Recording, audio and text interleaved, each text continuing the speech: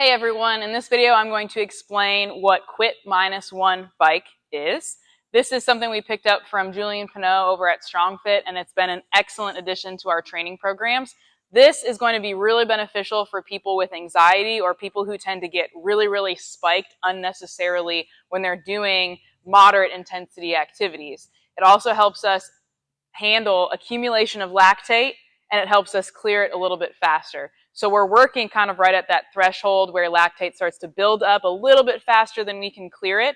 That is associated with feelings of anxiety. So people that have a low tolerance for that lactate buildup, you might see or notice in yourself that you're feeling a little bit more uppity, you might start to panic, and people that are untrained will find that feeling very uncomfortable and have this sense of, I'm doing something wrong, I have to stop, this is dangerous. What we want to do is build up our tolerance to that so that we're not thinking something is way more risky or dangerous than it actually is. And that carries over into our day-to-day lives where we're not spiking our nervous system over very minor inconveniences or stressors. And obviously, if you build that tolerance up, you will be able to handle more challenges with a little bit more confidence and just calmness. So this has a lot of implications for mental health, and then obviously on the physical side, the more fit you are, the better that you can clear lactate and all that kind of stuff, so you can reach your cardiovascular goals easier, and that stuff's pretty obvious. So what you're going to do is you are going to pedal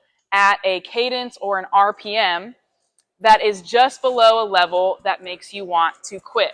So this can be associated with like a feeling of like, oh, I can do it now, but in a little bit, I'm not going to want to be doing it anymore.